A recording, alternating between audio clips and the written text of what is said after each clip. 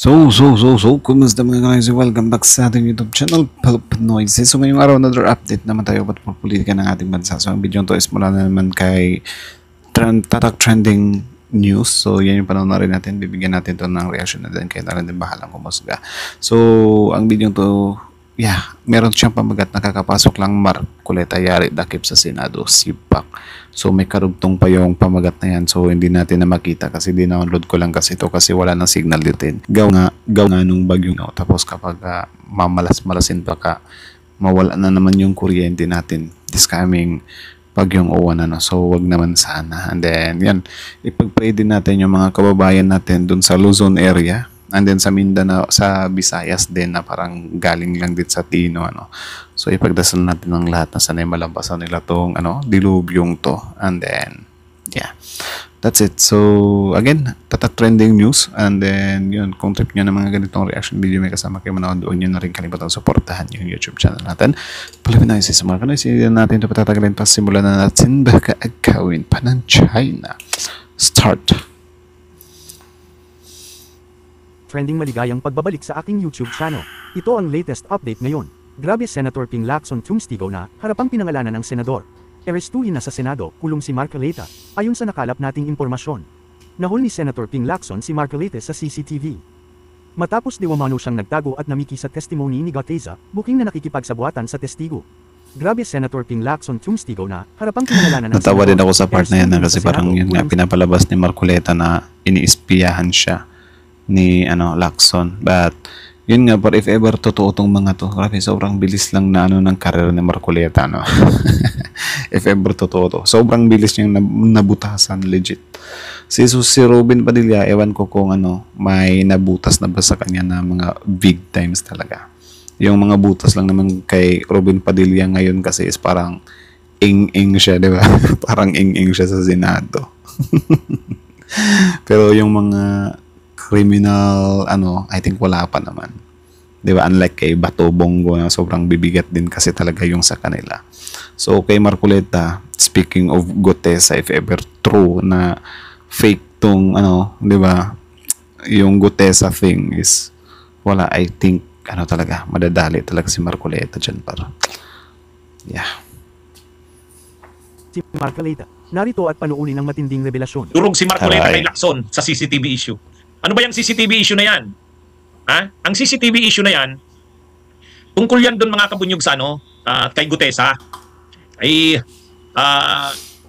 ang sabi kasi ni Lacson, alam niya daw na si Goteza hindi simpleng testigo na walang alam si Marcoleta.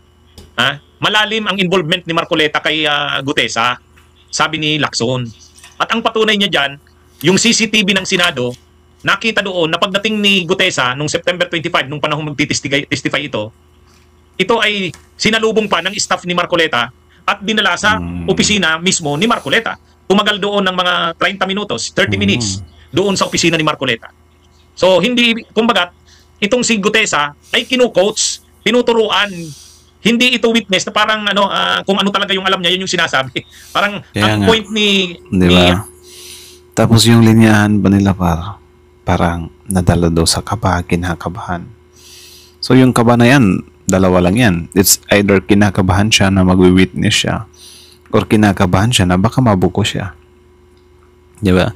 Tapos yun nga, parang hinord mo ng mga ilang minuto or halos isang oras tapos ganun yung kalalabasan. Magdududa ka talaga kung tunay ba talaga tong taong to.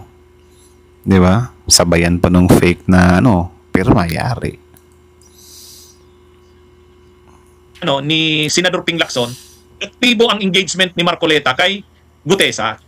Makikita yan doon sa pagdating mismo ni Goteza, diretso ito sa opisina ni Marcoleta. At tumagal doon, nag-usap sila ng matagal doon. Saka dinala doon sa hearing ng Senado. Saan makikita yan? Sa CCTV. O ngayon, galit si doon. Galit si Marcoleta doon. Sabi ni Marcoleta, iniispiyahan mo ba kami? Bakit mo pinapakialaman ang CCTV ng Senado? Iniispiyahan mo ba kami, mga senador? Ano na yan? Ano na yan? Kumbaga, nagko-cross na daw ng line si Ping Lacson sa ganun. Ngayon, actually, kung kailangang mag-cross ng line para lang i-correct yung pagkakamali, okay na ako doon Diba? Kaya nga sa usaping salin, diba? Medyo nakakainis na bakit ayaw magpakita ng mga salin tong mga to. Eh, syempre, usaping pera ng taong bayan yung involved dyan eh. Tapos ayaw magpakita ng salin. Tapos yung isa, nadawit lang sa issue, sobrang baba ng salin ang pinakita. Yung mga nagpapakita nga ng salin, medyo nakakalungkot sa part na nga, parang hindi makatotohanan yung mga salin nila. Ay, nako. So, ano ba? Wala bang ibang way para malaman talaga yung 100% na salin ng mga politician na yan? Tre. Lacson, sinagot yung issue na yan. At nung sinagot ni Lacson yung issue na yan ngayon, durog si Marcoleta. Durog si Marcoleta. Oh, ito kasi yung ano, sige, basahin natin. Ito yung sinabi ni Marcoleta. Yan, kita natin. Sabi ni Marcoleta, can I also do the same to him? Like, I want to see on a daily basis who are the people, who are the personages coming to his office. Baka hindi rin niya mabutihin. Yan yung sinabi ni Lacson kahapon, ay ni Marcoleta kahapon. Sa interview yata yan ni Corina eh. Kahapon yan, November 3. Kasi nga hindi nagustuhan ni Marcoleta yung ginawa daw ni Lacson na kinuha yung CCTV, tiningnan doon sa CCTV anong oras dumating si Gutesa, at anong ginawa ni Gutesa pagdating niya. Yun. Hindi gusto ni Marcoleta yon. Ang tingin ni Marcoleta doon, kumbaga nagko-cross the line na si Lacson. Kasi sabi niya, iniispiyahan niya? Pwede din naman. Sige, sabihin mo ng cross the line. Ganyan din naman yung nangyayari kay BBM Sara. 'Di ba? Na magkakampi sila sa election, pero nung iimbestigahan si Sara, anong gagawin ni PBBM? Presidente na siya eh. Alam nga namang pagtakpan niya yun kung sobrang obvious talaga babanda din sa kanya yun. Alam niyo yung mga argument talaga nila parang ewan. Yan yung ito nga, sa interview ni Corina kahapon, ang sabi ni Lacson, paano kung gawin din namin sa kanya yon? Daily basis, titingnan namin sino-sino mga tao, sino-sino mga personages ang pumupunta sa opisina niya. Sabi yan ni Marcoleta, baka hindi niya rin magustuhan.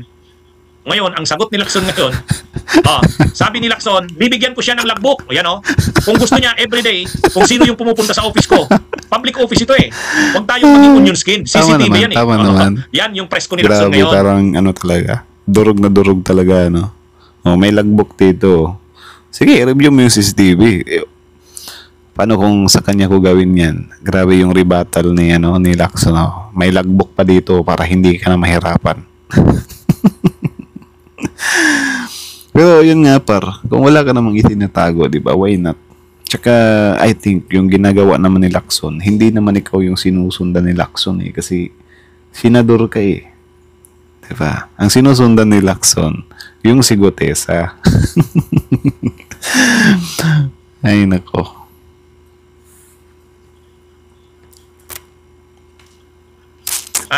Kumbaga yung hamon ni Marcoleta na kung paano naman daw kung gawin niya rin kay Lacson yun. Babantayan niya, daily basis, araw-araw, alamin niya sino-sino yung mga taong pumupunta sa opisina ni Lacson. Baka daw hindi naman magustuhan ni Lacson yun. Baka hindi rin mabutihin ni Lacson. Ay, ang sagot ni Lacson, diba? Gusto mo, tingnan mo yung bigyan kita ng logbook. Tinatakot pa yung tao ni Marcoleta na kung sino yung pumapasok. Pag ikaw yung ginanyan ko, may makita ako. Yung tao pa mismo na wala ding tinatago. Wala lang. Bars. So, diba? Pakita lang dyan ni Lacson, wala siyang tinatago. Wala sa kanyang problema. Ang akala ni Marcoleta, hindi siya papatulan ni Lacson dun sa hamon niya. Kasi ang hamon ni Marcoleta, halimbawa daw na araw-araw titingnan din ni Marcoleta yung mga pumapasok sa opisina ni Lacson araw-araw. Hindi rin daw yun magugustuhan ni Lacson eh. Ay mali si Marcoleta. Aray ko. Ang sabi ni Lacson, walang problema sa akin. Gusto mo, bigyan pa kita ng logbook. Parang gano'n. Shout out, Nash Aricafort. Kumbaga, akala ni Marcoleta, hindi siya papatulan ni Lacson. Ayun, sinagot ni Lacson. Walang problema sa akin. Gusto mo, bigyan pa kita ng logbook. Ilista mo doon, everyday, sino yung pumapasok sa opisina ko. Ang sinasabi kasi ni Lacson, hindi, ang bawal, yung sa loob ng opisina mo, Oo. kung anong pinag-uusapan nyo doon, Tama. halimbawa, Tatamaan sila sa opisina mo, wiretapping bawal yun. na yun. Tapos, Yun ang sinasabi ni syempre, Lacson. yan si Lacson naman, dating pulis naman yan. So, alam niya na bawal yan. Di ba? Iba din to sila, imbis na sagutin ni Marcoleta kung bakit nandun si Gutesa. Ginagawa niya, dinadiverse niya kasi syempre, yung mga DDS fans din kasi nila, kapag ka marinig na sinabi ni Marcoleta na ini-espiya mo ba kami? Diba? Magagalit yung mga DDS. Grabe, ba't nang espiya siya? Tapos, nung sinabi ni Marcoleta na sa'yo ko kaya gawin yun. Tapos, syempre, yung mga DDS mag-agree na naman doon. Oo nga, kung sa kanya kaya gawin yan. Diba? Parang ganyan ba? Para lang may masabi talaga siya na parang malihis yung yung question sa utak ng mga DDS. Kasi kung hindi sinabi ni Marcoleta yon, for sure magwa-wonder din yung yung mga DDS na yari ito ano kayang pinag-uusapan nila. Ay, ito na naman si Marcoleta, but hindi siya nag-iingat sa part na to. So parang ganyan, 'di ba? So para maiwasan 'yun, kailangan niyang i-misdirect yung siguro. Yun nga, yung kay Lacson. Sa'yo ko kaya gawin yun. Yun. Yung tao din naman, wala din tinatago. Binigyan pa siya ng logbook. Ito logbook para hindi ka na mahirapang tapusin yung CCTV footage. So, panis. 1-0.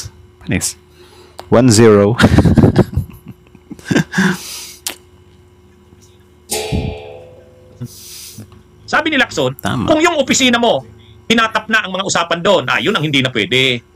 Yun ang hindi na pwede. Pero, yung lobby ng Senado, yung mga Tama. yung Senado mismo, ayon sabi ni Lacson, public place ang Senado eh. Oh, bakit ka magagalit na tinitingnan sa CCTV sino yung mga pumasok at kanino opisina pumunta? Oh.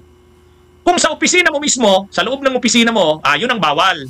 Oh, kasi, Parang pala to, ka na doon, kunyari may sa privacy ka na school, doon, sa'yo yung na guard opisina may mo na yun. logbook siya.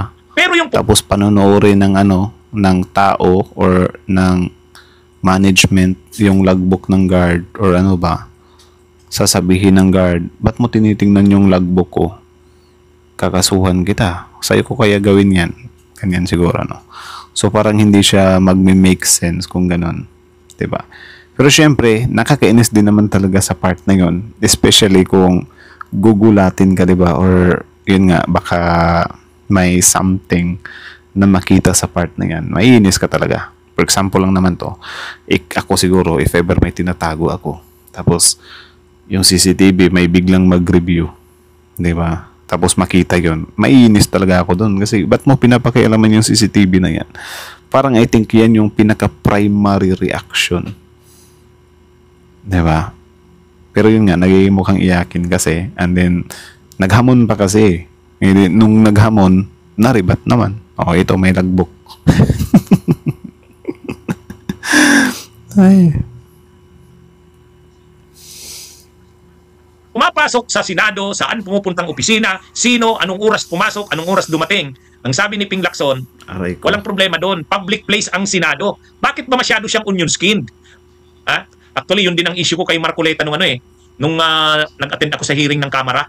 Ang sabi ko, Mr. Chair, as public officials, Feeling you should ko, not be too napanood onion-skinned. ni yun. Masyadong Napanood ni laging galit si Senator Lacson, yung ni Attorney Enzo at Marcoleta, na parang huwag kang onion skin. So ngayon, binibring up niya naman ulit na onion skin ka talaga, pre.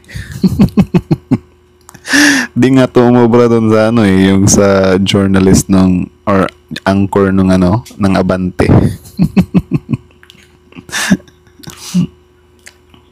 Tama. Marcoleta eh. Pero kung makatira siya, grabe. Kung makatira siya, wagas. Pero pag siya naman Parang yung bully na masyado ayaw naman siyang, bulihin, ganun. onion skin, balat sibuyas.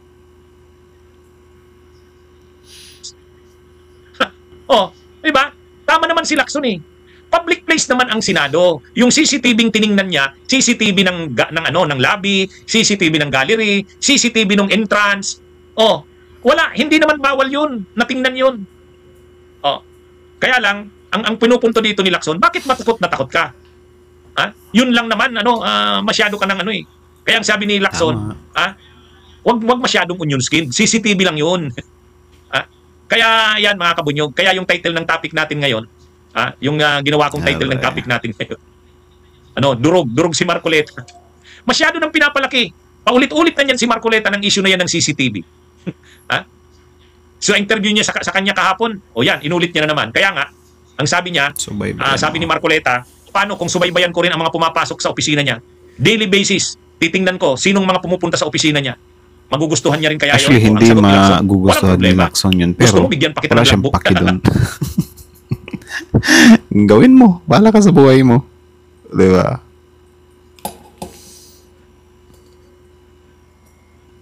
Supalpal ano? Supalpal. Supalpal si Marcoleta. Gusto mo bigyan pa kita ng logbook? Ilista mo doon. Sino yung mga pumipunta sa opisina ko araw-araw? Sabi ni Lacson, gawin pa Wala sa kitang ating problema yan. sekretary. Ang sabi ni Diba? Lacson, Assistant bang tawag dyan or secretary? Yung mga kunyari doktor ka, meron kang sa may pinto. Assistant ba yan or secretary? Comment.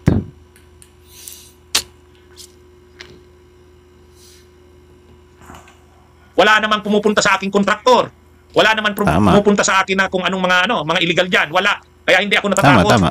Kahit araw-araw Baka daw kapag sa ibang senador gawin ni Marcoleta yan, baka yun, magagalit din yun. Pero kung kay Lacson, wala siyang paki dyan, pre. Yan mga kabunyog, mga kababayan. Kaya, ito, kaya siguro kahit yung mga kasamahan ni Marcoleta, nabibigatan na rin sa kanya eh. Actually, hindi sila nabibigatan si dyan. Yung sa kanila kasi, parang si Marcoleta kasi yung yung spokesperson nila. Siya yung siya yung mainit ngayon. Kumbaga siya yung Kiko Barsaga na matanda, ganun. Matandang version ng Kiko Barsaga. Ewan ko kung pwedeng gamitin yung word na attack dog. Parang mas naman yun, di ba?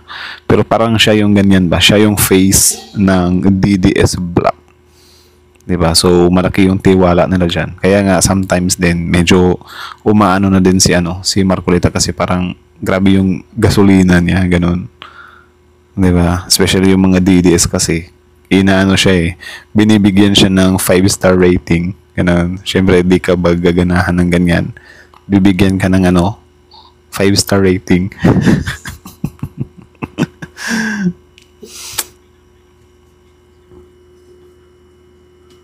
Okay na ako kay Lacson. Okay naman si Lacson eh. Suportado ko na si Lacson bilang Blue Ribbon. Mabuti na yan. Magaling naman siya mag-imbestiga. Yun. Kahit yung kasamahan niya, hindi na sinusuportahan si Marcoleta. Kasi masyado na parang Tama. masyado nang unreasonable. Tama. Lahat na lang na nakikita niya masama eh. Tapos Wala yung nang masama nakikita maganda mismo, si Marcoleta. parang Lahat na lang nakikita pinagtatanggol niya niya masama. pa. For example, yung sila Diskaya. Pasauli natin yung yung pera. Wala namang ganyan sa batas Ba't isa sa uli yung pera? Ganyan pa. Ewan ko kung ironic ba yan na parang puro mali na lang yung makikita mo. Pero yung mali, di ba? Di pwedeng iuli yung isa-uli yung pera nila. Wala naman sa batas yan eh. Diba? Although may point si Marcoleta dun, pero alam mo yung medyo nakakainis, di ba?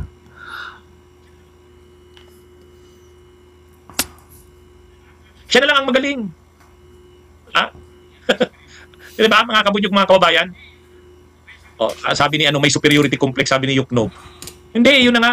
Kaya sabi ni Lacson, kung ang iniisip mo, imomonitor mo ang mga pumapasok sa opisina ko, araw-araw, bigyan pa kita ng logbook. The battle of the year. Di ba, ang tindi nun? Bigyan pa ng logbook. Kasi nga, ang CCTV, talagang mayroon yung purpose yan. Tulad yan, titingnan mo, kailan ba dumating si Gutesa, anong oras, saan siya pumunta. Ang sabi kasi ni Marcoleta ganito, wala nga namang sa opisina niya pumunta. Natural, pupunta sa akin yun kasi ako, testigo ko siya. Hindi gano'n naman pala eh. Diba? Pwede naman gano'n eh. Pero na lang kung medyo naalarma ka talaga sa part na yun. Kaya magre-react ka rin ng gano'n kalaki. Kasi baka lang naman. Baka may mabuko na malaki. Di ba? Or, iniiwasan kasi nila na maintriga yung part na parang 30 minutes na kasama niya si Gutesa sa loob, ganyan. Di ba? Pero di ba kayo naman yung malakas mang-intriga? Iba nga lang yung intriga ngayon kasi may mga ebidensya yan, may CCTV footage pa. Di ba? Tapos syempre yung mga CCTV dyan sa Senate, may purpose yan. Tama naman yun. Para if ever may kailangan silang makita, makikita nila. 'Di ba? Ano yung CCTV na yan dyan? Parang video, video camera mo lang. 'Di ba? May purpose yan. Actually, yung CCTV na yan, hindi naman talaga kay Marcoleta yan eh. Hindi naman purpose na para makita lang siya ng CCTV araw-araw. 'Di ba? Ang purpose ng CCTV na yan, para makita kung if ever may hahanapin. 'Di ba? Halimbawa ganyan, si Gutesa, doon kasi nasundan nila yung yung fake witness, if ever. 'Di ba? Gagalit sila dyan.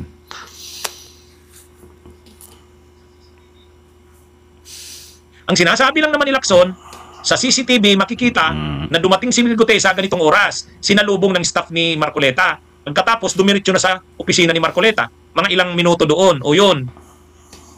O, masama ba yung ganun? Saan nakita yon? CCTV. O yung CCTV, public yun. Kumbaga, yung problema, Tsaka kung may yung CCTV ng nakatanim Senate, sa bawat opisina ng public din senador. yun. Government din tama. may-ari nun. Nahulog. Masama na yon. O kaya, naka-wiretap ang opisina mo, Marcoleta, yun. Wala ka ng yun. Parang sinusubaybayan na ni Lacson at ni Soto lahat ng ginagawa nyo. Hindi naman ganun. Kaya, nung naghamon si Marcoleta, paano naman kung subaybayan ko rin ang mo araw-araw? O, ang sagot ni Lacson, walang problema. Bigyan pa kita ng logbook. Bigyan pa daw ng logbook. So, ayan. Tapusin na lang muna Kaya, natin dito, par. So, yan, courtesy kay Attorney Enzo, Enzo Recto. Susuportahan nyo rin yan. Tapos, syempre, Tatak Trending News, support nyo rin. Original video link in the description box below. Tapos syempre, bago nyo iwan yung YouTube channel natin, Pilipinas, don't forget to like, comment, share, subscribe. So, yun. About pala to sa par. Doon sa parang durog si Marcoleta sa part na to. Kasi yun nga, since si Senator Lacson naman, or yung team niya, kasi sobrang active talaga ni par. Iba kasi gumawa ng investigation si Lacson kasi, yun nga, dahil siguro police din siya, 'di ba? So kaya niya ring or may experience na siya sa mga part na 'yan. 'Di ba? Na dito natin titingnan 'yan, dito natin titingnan. Kumbaga may background na siya kasi dati nga siyang police, 'di ba? Tapos I think naging chief pa siya, 'di ba? So ibang kalibre na talaga kung tutuusin. So yun nga, parang ang labas dito para sa akin lang naman to, na parang ang sinusundan lang ni Lacson is yung si Gutesa. Diba? It's just so happen na doon nang punta kay Marcoleta. Pinasalubong sa sekretary. Tapos, yun, parang na-hoard ng, mga 30 minutes mahigit. Syempre.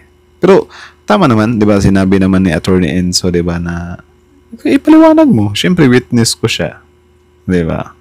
Pero siguro, uminit yung ulo ni Marcoleta na marinig yung 30 minutes plus, diba? Kasi, syempre, parang dun kasi, binibigyan ng hint yung taong bayan kung ano bang nangyari sa mga oras na to. Diba? So, I think parang considered as intriga din yun. Diba? Pero at least yung intriga, may katotohanan. Diba? Hindi pwede yung intriga ka lang na ito si gumagamit to, ito si tapos wala ka namang maipakitang ebidensya. Diba? Pakita muna ebidensya para ka panipaniwala. So, I think na din kasi sila, nababat heart sila na malaman nila na yung counter-attack kasi ng administration is may mga supporting documents, may mga evidence ba. So, nakakapikon nga naman talaga yon na parang babanat ka tapos i-counter sa'yo ng triple. Diba? So, mabigat-bigat nga naman talaga yun. Ka-counteran ka ba naman ng triple, diba? So, yun lang naman. Well, natawa din ako sa part na yun na yung sinabi ni Marcoleta na kung sa'yo ko kaya gawin yan, diba? I-monitor din kita araw-araw. Tapos, biglang i-rebat mo ba naman ng bigyan pa kita ng logbook. Diba, ginawa pang guard si Marcoleta. Ikaw, sa'yo na tong trabaho na to. Ikaw na yung mag-logbook. Yung logbook din yan parang easiest na na yan. Di na siya mahirapang intayin yung CCTV kung sino yung next na pumasok. Diba? Hindi ka na mahirapang mag-review sa CCTV. Yung ano mo na lang is, ala na, parang tanggap ka na lang ng ano, well done na ano, diba? So, nakakapikon din yun sa part na yun. Alam mo yung pikon ka na, tapos tinatry mo na i-attack siya, tapos yung counter, mas lalo kang napikon, eh, kasalanan mo rin yan. Diba? Pero I think nadala lang din siguro sa bugso ng damdamin, ano? Kasi yun nga, parang si Marcoleta kasi yung ano, most rated senator, di ba, ng mga DDS. Kasi si Bongo ngayon, may issue na siya sa ano eh, sa family niya, yung CLTG. Tapos si Bato, may issue na naman ngayon. Yung ICC warrant daw, parang nandyan na, di ba? Iniintay na lang kung kailan mag-succeed. Tapos si Robin Padilla naman, parang wala, umiyak-iyak lang kasi yon. Tapos si Naime, wala din. So yeah, parang si Marcoleta yung ano, most rated ngayon. Binibigyan kasi ng 5 star ng mga DDS, kaya ginaganahan na. So anyways, that's it. So anong masasabi niyo doon sa durug na durug si Marcoleta? Comment down below, tapos yun pag-usapan natin yan sa comment section. So comment din kayo sa baba kung ano yung masasabi nyo doon sa CCTV na tinignan ni ano, Lacson, na according kay Marcoleta parang pang-spear or whatsoever. Comment nyo rin sa baba. So that's it. Tatak Trending News PH, tapos Attorney Enzo, Pilipinas, like, comment, share, subscribe. Noisy is out.